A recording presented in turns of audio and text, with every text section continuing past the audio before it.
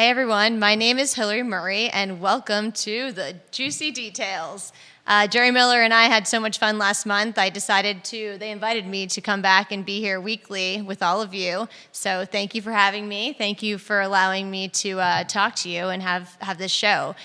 This show is going to focus on many wonderful things, a lot of juicy things, everything from literal juice to politics, to zoning, to education, to anything that is up for discussion. One of the wonderful things we're going to discuss today, we have a wonderful guest, Jeff Tang. Jeff is one of my great friends from business school at UVA. So I graduated from Darden Business School in 2013. I have been a serial entrepreneur since then. Jeff Tang has also been a pretty serial entrepreneur since graduating from Darden as well. So Jeff, I'm going to allow you to introduce yourself. Should we do a shot together? Yeah, let's do it. Let's do it. This is called a hot shot. Beet, lime, and jalapeno. Not for the faint of heart. I should shake it, huh? I mean, you got to shake it up. That's right. Yeah. Get the ingredients dispersed fully. To Learning Team 54. Learning Team 54. All right. To not spilling beet juice everywhere. Whoa. That's good. It's getting spicy. That is good. Yes. Love me some Lumi. Thank you for bringing that along today. Yes. Well, so just to tell you a little bit more about Jeff, Jeff is, he has 8 regional Emmy Awards for his storytelling and that jalapeno We should have thought that one through, huh? Yeah, I should have thought that one through. So 8 regional Emmys for your storytelling. And that's really impressive. After you were a newscaster, if you want to tell us a little bit about that experience, and then Sure. you came to Darden about career switching. So given that it's the beginning of 2024, our whole philosophy today is just how can we enter 2024 the best versions of ourselves and crush our dreams, make everything a reality that we believe in. Yeah, I think that was just the first of a number of pretty dramatic changes for me. So yeah, having been a television news reporter in Louisville and Nashville for 7 years, and loved it, but found that, you know, when you're a television news reporter, you're kind of like the fingers and toes of the universe. It's where you kind of get the sensorial experience and you get all the richness of life. But I was looking to be the heartbeat of an organization, to be the heartbeat of a team. And so that's what led me to Darden, to learn and develop the skills that you need to be an effective leader of teams and an effective leader of businesses, right? So came to Darden, and that jalapeno shot is getting me as well. Found that marketing and brand management was absolutely something that allowed me to carry forward my love for storytelling, for working on a broad variety of different projects and parts of the business. And so, so made that switch at Darden, worked at General Mills, where I worked on like brands like Wheaties and Pillsbury, and then moved to Cliff Bar in California. And then the next big change for me was moving from Cliff Bar in California to come back to Darden to be a career advisor here at Darden. So moving from the world of post-MBA brand management back into academia as a career advisor was a huge and unexpected change. We can talk more about the thoughts and feelings behind that that led to that really rewarding decision for me. Earned my professional coaching certification, did that for a couple of years, was called back into the world of marketing, into the world of startup. Yes, we're addicted to the world of startups. Hillary, I admire your courage and your bravery and your intrepidness and your creativity and your hustle. And that, was Tell my... me more, Jeff. This is a lot. I'm here Enough for about all the you, compliments. Jeff. Talk to me about I love all this. of those great things about me. Tell all these viewers so we can get more viewers about how great I am. Yeah, that's right. Anyways, and so did the startup world for about a year, and now I work for myself as an independent consultant, contractor. I do kind of white space innovation work. I do marketing, brand management work, and I also do kind of like executive career leadership and life coaching stuff on the side as well. And so I'm just now following your footsteps, really, Hillary, because after Darden, you really jumped into the world of entrepreneurship and into the world of startup with both feet, both arms, the whole body straight in. And I think that would be probably a cool thing to tell people a little bit about who haven't experienced that world, what that was like for you and what the last 10 years have been. And obviously the roads brought you back here to Charlottesville, where you've become just a huge part of the community, Well, for sure. Thank you for that. And that's so impressive, everything that you've done too. And you've led some pretty big brands that I'm sure everyone has in their household at one time or another. And for me, Jeff and I met at Darden in 2011. I was my learning team had imploded, and I really wanted a team to work with and study cases, because that's the whole value of the Darden community. Yeah. It's a community, and you collaborate and you learn together and work together. And Jeff and the learning team 54, they were one person down, and so we had a spot. They had a spot. You fit perfect. They drafted me to be that person to join their team. Well, as I recall it, you kind of were like, "Hey, I'm joining your team." I mean, I like the way you all work. And I see that you've got a spot open, and we took the bait, Jeff. Enjoyed having you. Yeah, it was. Took the bait. It was wonderful. We had a Hillary-sized hole on the team, and you filled it perfectly. Thank you. So at Darden, we both kind of pursued this interesting. You went mainly marketing, sure. And I thought that all I wanted to do was be a consultant. Like, literally thought that was the coolest thing. Things change. Yeah, things change. My Darden essay, though, talked about believing in the viability of U.S. manufacturing and wanting to start my own business and eventually wanting to run for public office. So those were the three tenets of my Darden essay. None of which when I got there, I jumped into entrepreneurship, but I also thought that I still wanted to do consulting. And I remember being in a consulting interview, and the person interviewing me saying, "What are you doing?" Yeah. And he told me that I should follow my dreams and pursue what I believed in. And so that's what made me start Lumi. And I started Lumi Juice, which stands for Love You, Mean It. We want you to love yourself and the people you care about. So we make good-for-you products that are made with real ingredients the way nature intended. So that is kind of where it started. And I built a manufacturing facility here in Belmont, in Charlottesville, Virginia. So Lumi had the first fully integrated juicing facility and high-pressure processing facility under one roof. And high-pressure processing uses extreme water pressure instead of heat to kill your bacteria and preserve the nutrients and flavor of juice. So every Lumi you drink tastes like you're literally eating a piece of fruit, which is awesome. I mean, what do you think? The jalapeno. And vegetables too, right? Yes. And I think we both have young kids at home, so they wouldn't like to hear this, but I think vegetables taste great, right? So I think the products are extraordinary. You know that. I've been a huge fan as soon as this endeavor started. So yeah, it's a great product. So I think given that was a quick story, right, of how I made a pivot into entrepreneurship. But given that it's a new year, people are thinking about who's the new me. What am I going to do to elevate myself? I think understanding how you take that leap and willing to take risks that are just out there on a cliff. I worked in banking before I built a manufacturing facility. Mm-hmm. A lot of people told me I couldn't do it, and I felt like an athlete in the zone. If you asked me how I did it, I was so focused, like I had an Olympic event I needed to perform for, that I got it done. So when you did career switching, talk to us about what went through your head and how you got it done. Well, I think it's evolved, over the 15 years or so since I made that first change. I think initially, again, it became a matter of necessity. TV news is awesome, and I have some wonderful friends that I went to Northwestern with many moons ago who are still doing it, and that is awesome. I support it 100%.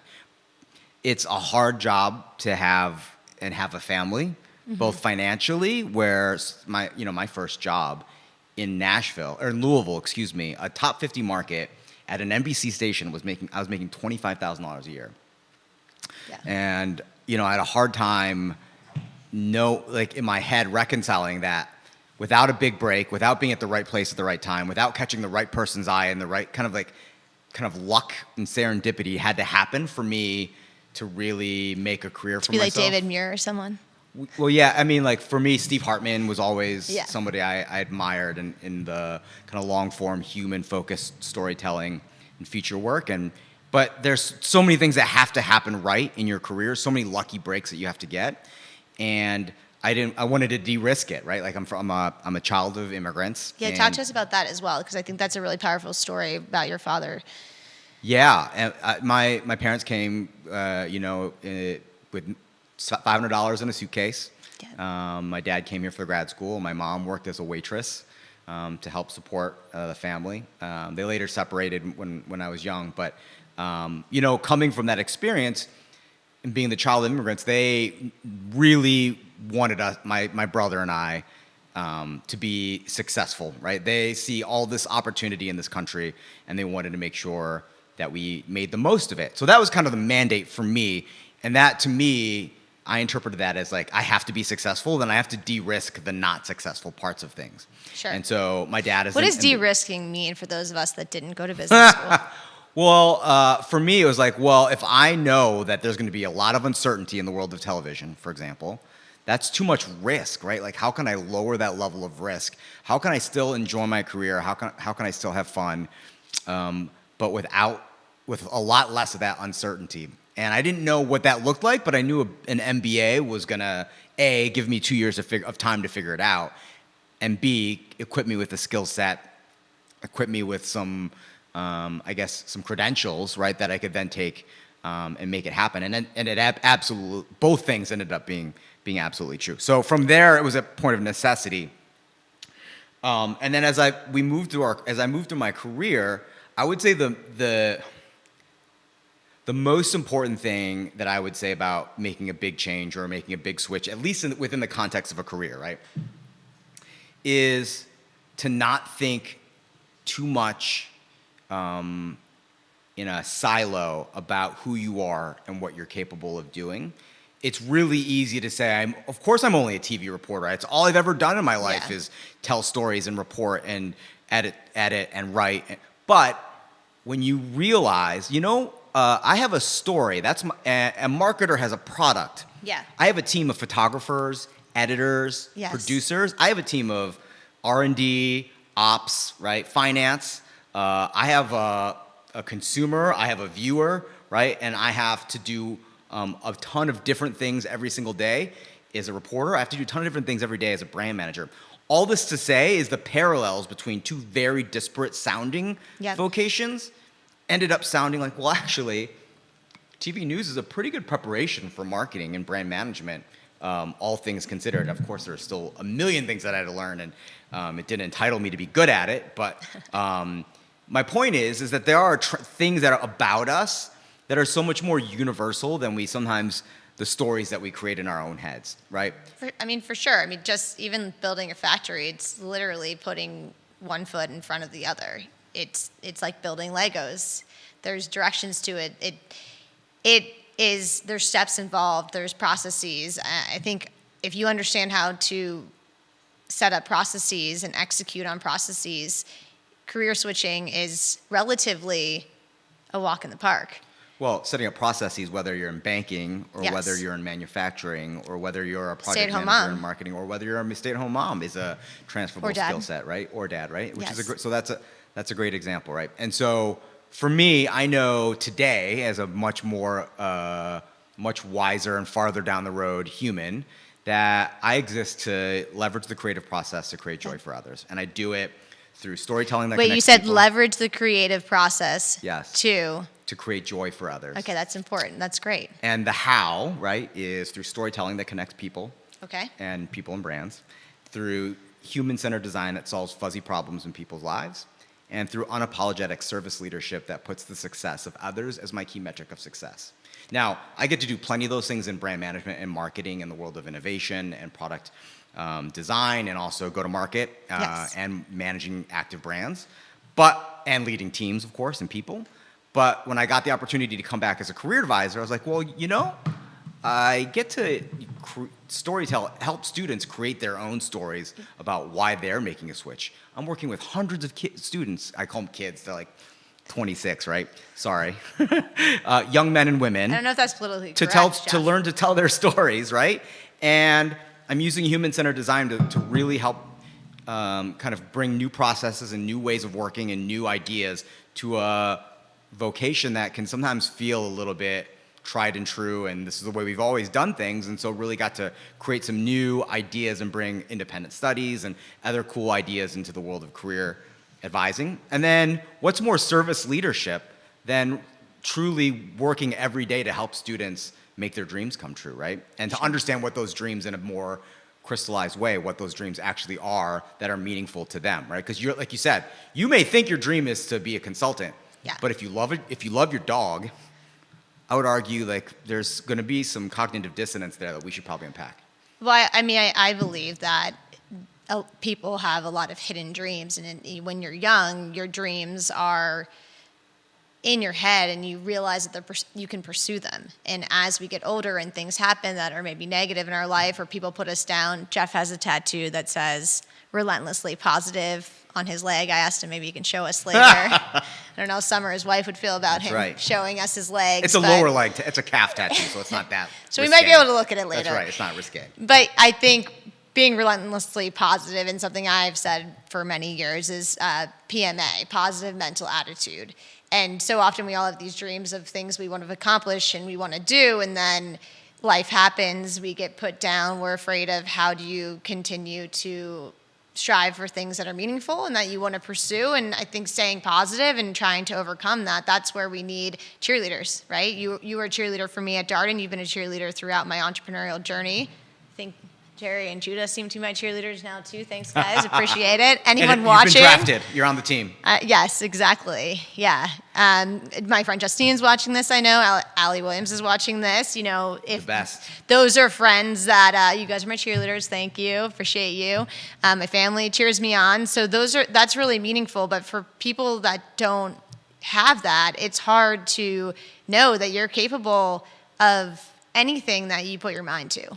Now, and one build on that, I think that's so wonderful, and it is true that the people around us are truly our currency, is to not be monolithic about positivity, right? Yeah. That doesn't mean I want to be a professional basketball player and I will continue to, for the rest of my life, Jeff, to fit that square peg in that round hole, how, right? how short you are? Yeah, I'm 5'4", right? So, that's not going to happen. So my point is positivity isn't, you don't have to be monolithic about it. Like, oh, here's the one goal that I have, and therefore I will go after it for relentlessly forever. Relentless positivity means that, like, it's really easy to get down. It's really easy to get discouraged. It's really easy for external factors or the perceptions of others to get you down. And it is hard work, right, to maintain that positive mindset. And I think if you can be versatile and generous and adaptive with your positivity, you'll see that there is not just one path forward. There's an infinite number of possibilities. And I think that's something that I really admire about you, is that you're like, well, there's a world of travel out there that maybe I want to dip my toe into. And I'm like, how did you even know that? But you are able to have a nose for kind of emergent possibilities. Or you're like, here, this athletic team now wants Lumi. How do you even find that possibility? But it's because I can tell you that story, but keep going. Well, it's because of, it's because your positivity allows you the energy to be, and the openness, right, to seek out some of those and create some of those moments of serendipity that I think if you're looking to create a change, you can't be monolithic. You can't say, like, here's my resume, let's go to LinkedIn and just shove a bunch of jobs into resume down a bunch of standardized jobs. Yes. You have to really create serendipity and have a lot of openness to your positivity.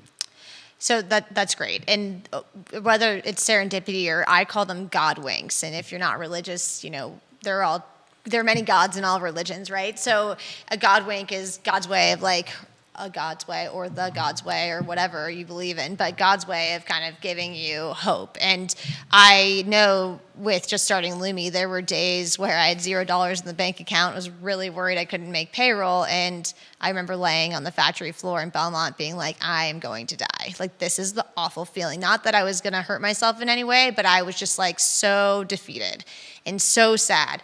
And I just remember something my dad said to me when I was younger.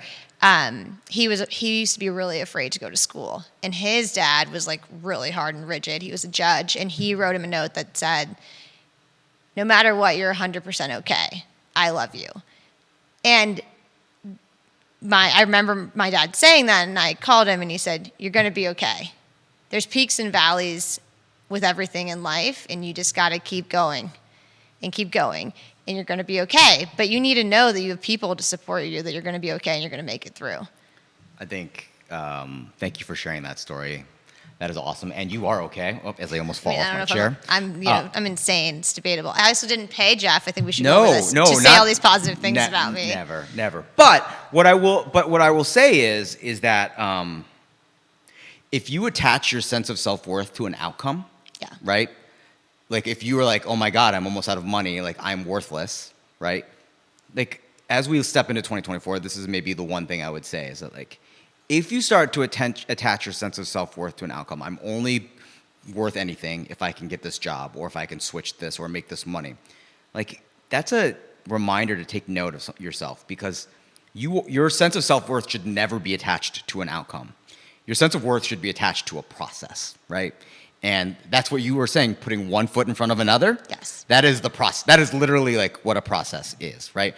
And if you give and invest your best effort in the process of accomplishing something that is important and of meaning for you, then as John Wooden famously said, the scoreboard can never make you a loser.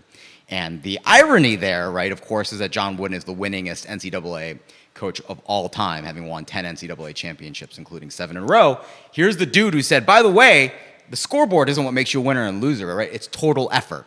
And so I think that's a really important thing for 2024 as we turn over a new leaf as well, to just really hold in our hearts, which is you cannot allow the perceptions of others, and you cannot allow outcomes to dictate your sense of self-worth, because those are all extrinsic things that you cannot control. Mm-hmm. Well said. That's awesome. We're here for the inspiration. You're like, well, hey, I'm not. Jeff is.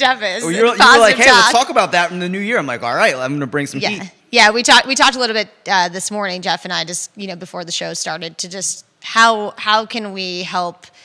How can we talk about things that are inspiring and what is going to uplift us and give us courage to be the best version of ourselves in 2024? Because everyone starts the new year with a bang, but let's carry it through. Let's make it a year to remember.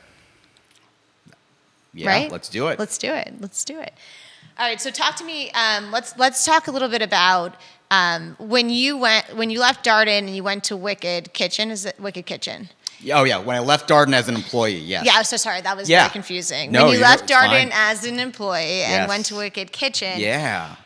You left a lot of stability and you had a family. So talk to us about where that shift from being kind of nervous, afraid might be the wrong word, to take that leap of changing careers, and then all of a sudden you were in all these really lucrative jobs, and then you decided to make a switch to something that was just in the unknown.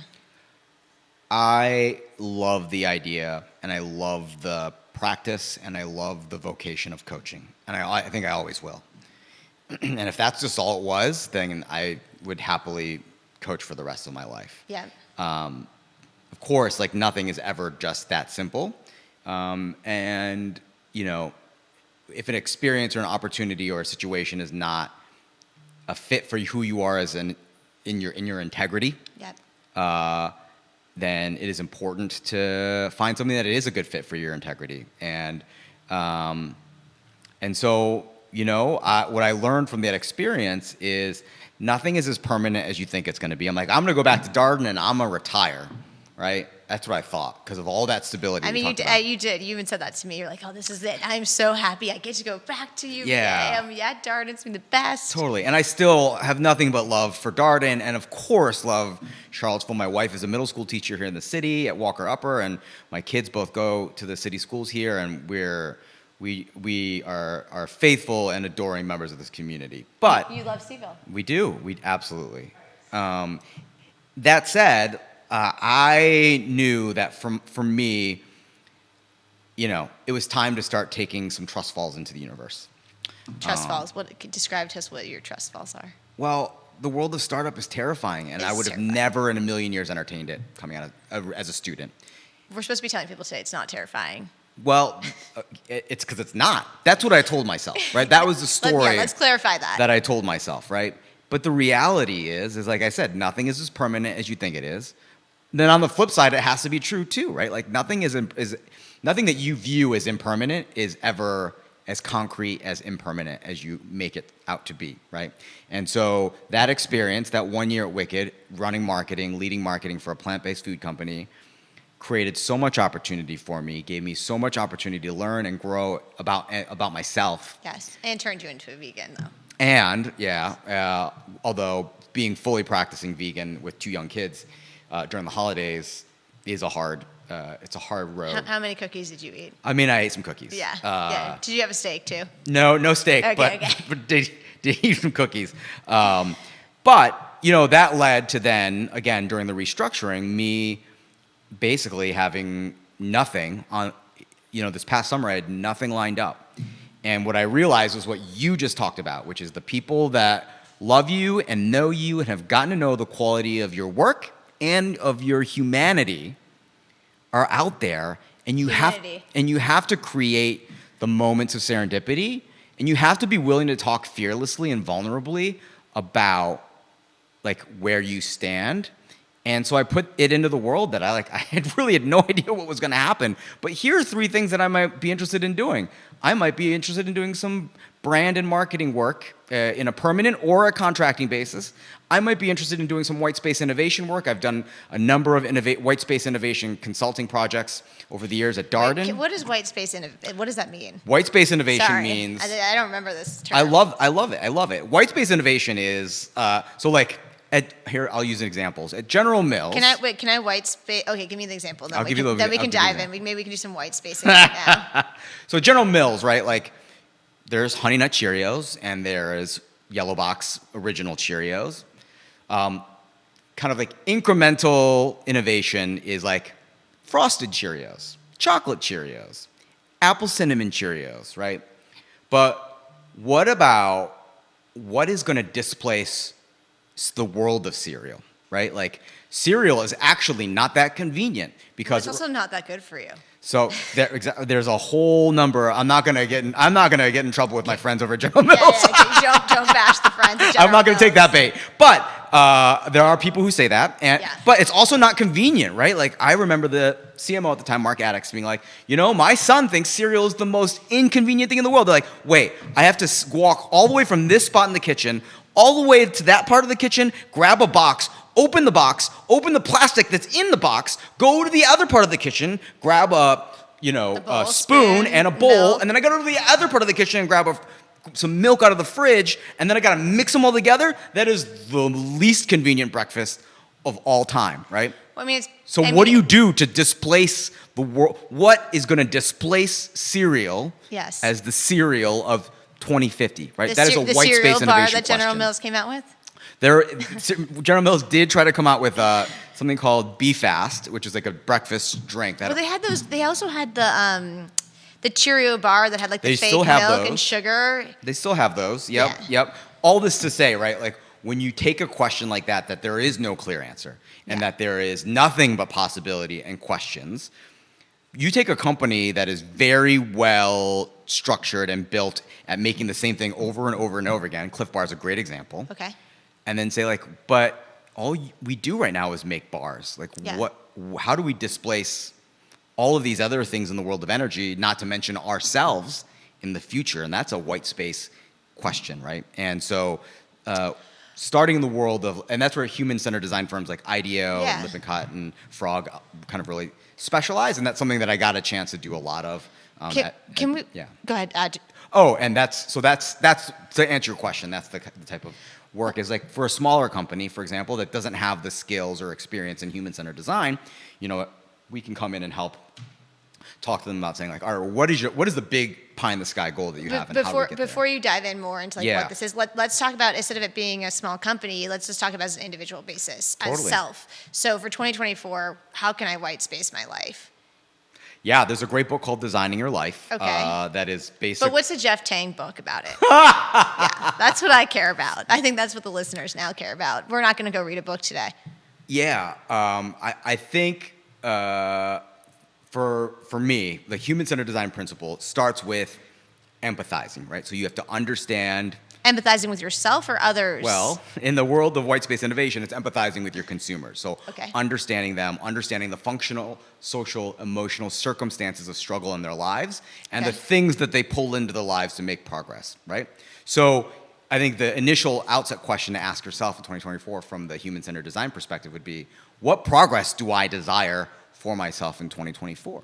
It could be, how do I rediscover my authenticity and show up as myself in work every day? I feel like a prisoner that I can't show up as myself. Or it could be, I have a young child and I feel like I'm not as connected to them because of my crazy work schedule. Well, the progress you desire then is to be able to have more time with that child, that more meaningful, connective time with that child. And then you can, so after you empathize, right? Yes. You can come up with a set of kind of design principles and insights. But those are two great examples. A lot of people struggle with Totally.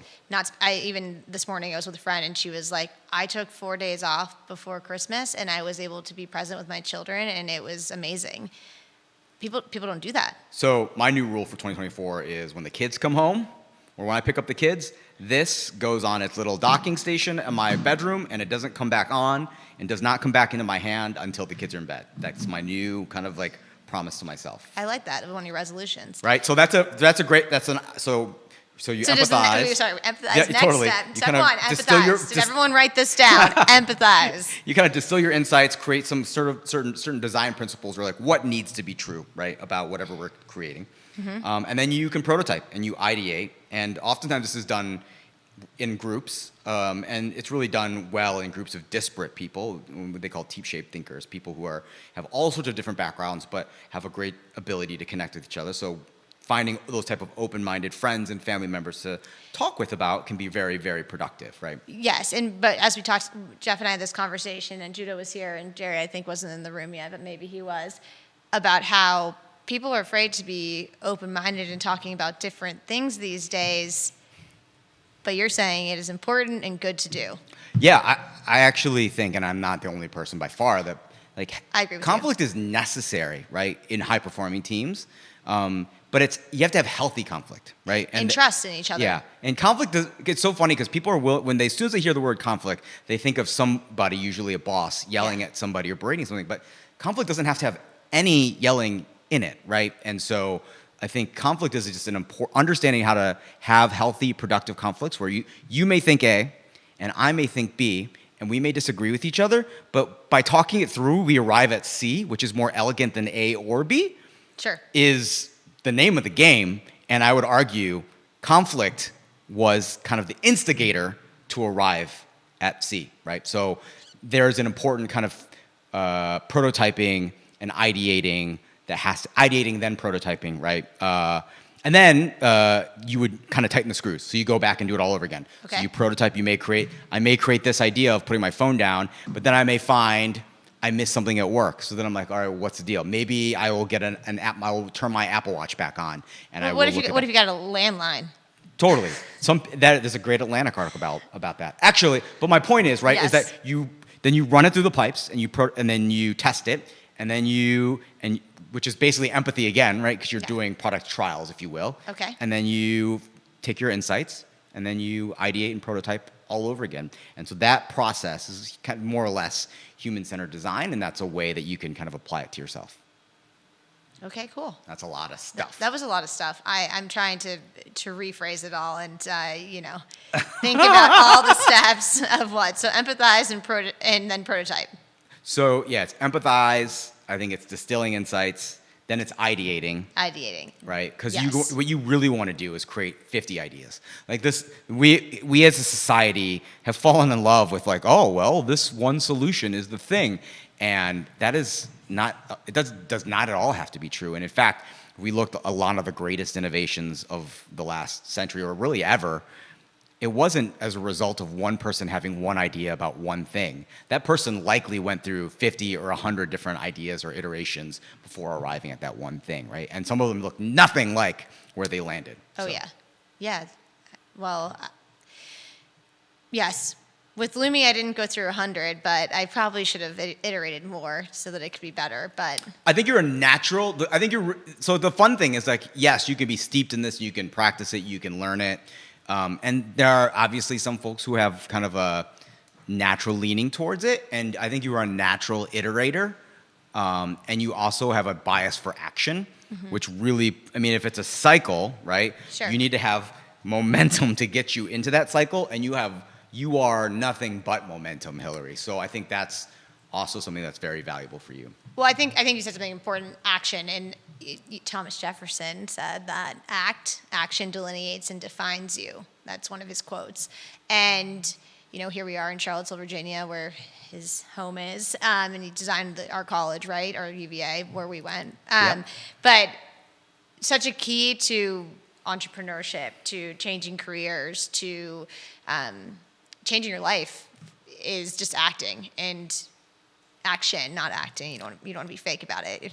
Totally. And not attaching a sense of permanence to it, right? Yeah. I think that's what I love about human-centered design is because it's so malleable. There's always another turn of the screw that you can always take afterwards, right? So maybe Wicked Kitchen wasn't the be-all, end-all, but I'm still glad I did it because now it's on to this world of independent work that has been the most rewarding 5 or 6 months of my career that I can remember. And it's the remembering that each kind of turn of the screw is valuable in its own sense, even if you land somewhere that looks nothing like that iteration 3 or 4 iterations ago. That's awesome. So this is the best place you've been in your career right now. I think what I really learned is that, again, when I took my trust fall into the universe, what I learned is I've been a post MBA for 10 years now. I know we're so old. Old, but 10 years with the people Yeah. who have worked with me, like I said, and understood the quality of my work and the quality of me as a human. Mm-hmm. And so if they need something that I can help them with, if they have a circumstance of struggle that I can help them make progress in, whether it is in coaching or whether it is in white space innovation work or whether it is in brand management work. And I've had clients in all 3 spaces right now, which is like the most rewarding and fulfilling feeling. But the cool thing is I get to choose. I'm like, well, I trust this person in my bones. Of course I'm going to work with. I'm working with a former colleague of mine at General Mills who I absolutely adore and was a rock for me during a very new time in my post-MBA career. And now I work with this person on a marketing contract. Yeah. And not surprisingly, it is incredible because the two of us have a foundational trust and an honor for each other's integrity and their goodness. And if that's where you start versus, ooh, this is a sexy title, or ooh, this is a sexy salary, yeah. or ooh, these are the opportunities, this is where this could lead me, right? Those are all outcome focused, right? If you start with the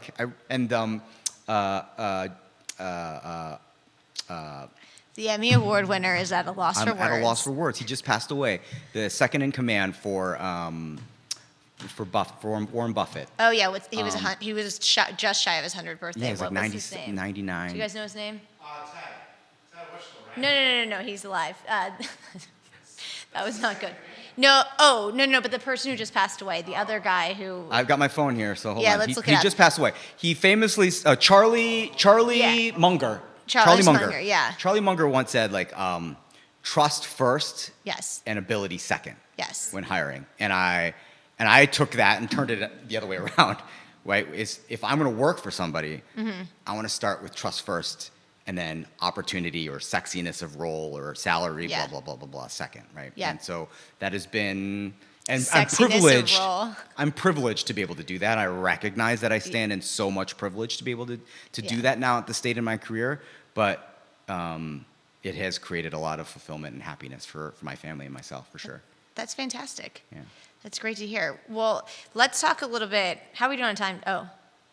4 minutes left? Okay, we have 4 minutes left. So 4 minutes left. What do you want to talk about, Hillary Spillery? Time flies when you're having fun. Hopefully other people are having fun. Is there actually anyone listening right now? Oh, yeah. Okay, because I have no idea. Just my friends? No, a lot of people. Okay. Jonathan Love. J Love! We have 11 states watching you guys right now. Oh, wow. Very cool. Goodness. Now I'm a little nervous. I've been sweating the whole time over so here. well. I'm so awkward. Don Tobel is talking about lettuce. Donnie Tobel, yeah, he does. Yeah. OD Greens, I love it. Look From at my this hometown of thing. Painesville, Ohio. Love it. There we go. Well, since we only have probably 2 minutes left now, I think one of the main things that I think going into the beginning of 2024, what are 3 resolutions that you want to tackle for this year, aside from putting your phone down? Yeah. Well, I think for me, the first one is deepening my commitment to a lot of the things that I just talked about, right? Okay. Which is continue to invest in the process, continue to create serendipity with people that I love and trust. and really building around a sense of integrity. Instead of doing it because of the possibilities that it might create for myself, doing it because it feels right for who I am at my heart. And that means I don't have to always work hard. That means I don't always have to be the star. It means that I get to choose my own process. And I think the most important thing with that is it allows me to say, like, what are the qualities I want to inspire in my children? Because no book and no course will teach you or your child better than the way you act. And so if I want to be a person of compassion, Sure. then I better practice that in every little tiny moment when I even don't think he's watching or when I don't think she's watching, right? So I think Yes. deepening in my investment in They're always watching, Jeff. they're always watching. Children are always watching. Always. I think another thing for me is like just to really continue to be open to whatever 2024 has. I'm very blessed already right now, but just want to continue to be open-minded for emergent opportunities as they arise. For me, may not have anything to do with career, but just in creating again more great connections. And then this is not a resolution. Taking the kids to Disney World in April. And do you need a travel agent for that? Because I'm a travel consultant. We'll talk. Yeah, look, Disney. You need a planner to do Disney. It is so aggressive. It is crazy, and I did it in 2022. And you talk about optimization and process improvement. Oh, yeah. I just want to improve my 2022 was good. I want to make it like even more optimized Next level. this time around. So we'll see. What about for you? Do you have a resolution? Well, I think the first one is making my next show better, and the sense that not because you weren't a great host, I mean partner, but me hosting it, I need to be more relaxed. I think. Great. No, thanks, Jeff. Well, that means a lot coming from a former newscaster. The second thing, being open to new opportunities and leaving. Experiences, businesses, things that might not be fulfilling or that I am not excelling at in the past. Leave it in 2023 and move forward with conviction for new ideas that inspire me so that in 6 months I'm going to say, like you, I'm so happy I made these changes. And one of the things that service to others and inspiring people to be the best version of themselves is really important to me. So I think I want to focus on that this year. I love it. Yeah, Judah, what do you want to do? You want to jump in here? Jerry, what about you? You guys one? I want to keep championing people around me and helping them become the best versions of themselves. There we go. Love it. Championing. So yeah, if the mic didn't pick it up, Jerry said championing others and helping them become the best versions of themselves. Yeah. Thank you for relaying that. Yeah. Yeah. Thank you. Yeah. All right. Well, love you, mean it. Love you, mean it. Thank you for joining us. LT54. Thank you for everyone that came to listen today. I really appreciate it. Yeah. Happy New Year. Happy New Year, everybody.